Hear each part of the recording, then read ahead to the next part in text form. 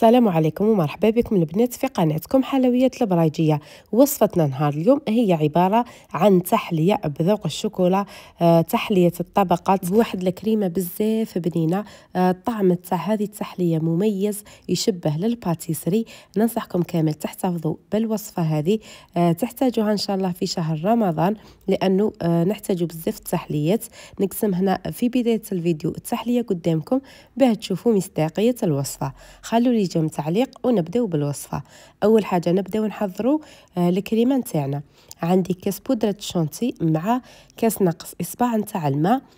راح نخلط هذه المكونات نطلعهم.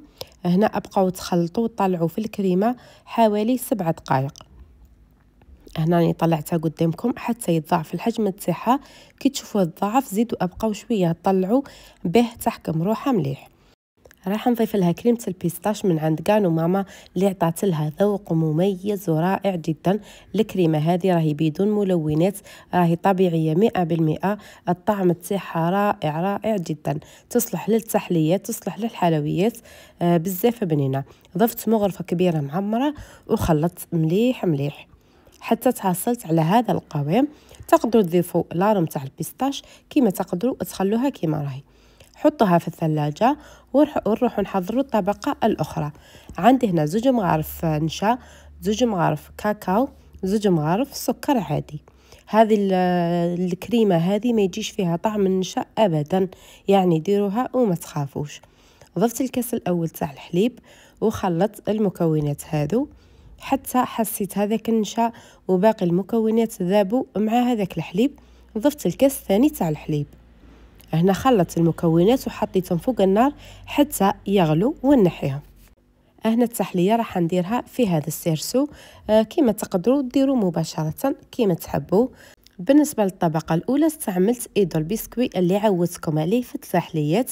درت كما شفتوا الطبقة الأولى درت منه، يصلح بزاف للتحليات لأنه شوية ناقص حلاوة، على عكس بعض الأنواع الأخرى حتجيكم التحلية بنينة، ولكن هذا رايح يجيكم يعني مضبوط مع باقي المكونات. درت منه طبقة أولى، وهاي لكم الكريمة بعد ما بدات تغلي حكمت روحها. ضفت لها 50 غرام من الشوكولا وخلطت حتى ذابت معايا كامل. شوفوا القوام اللي تحصلنا عليه صراحة بزاف بنينة. كما قلت لكم راه ما يجيش فيها طعم او ريحة نشا ابدا. راح نضيف طبقة فوق هذاك البسكوي.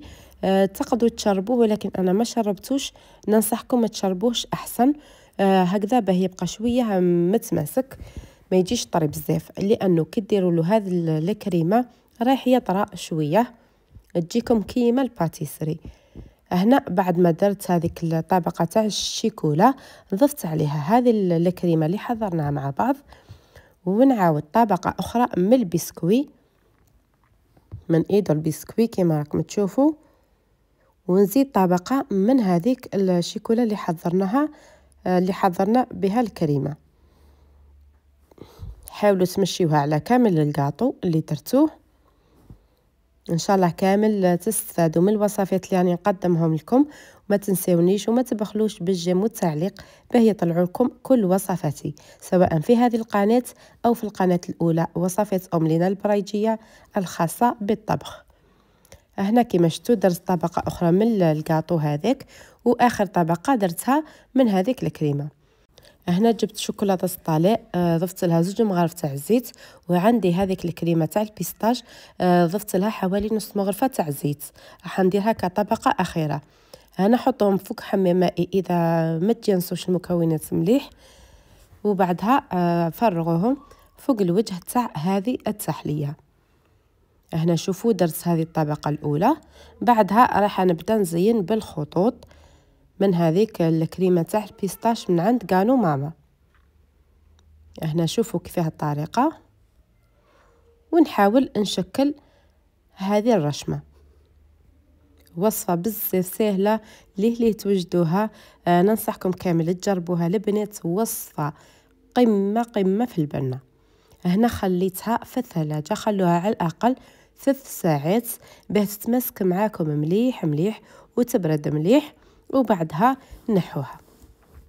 بعد ما نحيتها زينتها بشويه نتاع الكاوكاو في الجناب، والتزيين اكيد يبقى اختياري على حسب يعني الرغبه تاع كل وحده فيكم. هاي لكم النتيجه النهائيه، صراحه جات بزاف بنينه، جات روعه. فقط خلوها تبرد مليح قبل ما تقدموها. وهنا دوك نقسم معاكم التحليه هذه باه تشوفوا القوام تاعها. انا هنا راهي مازال ما بردتش مليح، نتوما خلوها حتى تبرد وتتماسك وباه تقطعوها. انا فقط باه نصور معاكم. هاي لكم النتيجة النهائية، جات روعة روعة روعة البنات. جربوها على ضمانتي وأكيد أكيد تعجبكم. شكرا، ونتلاقاو في وصفات جديدة إن شاء الله.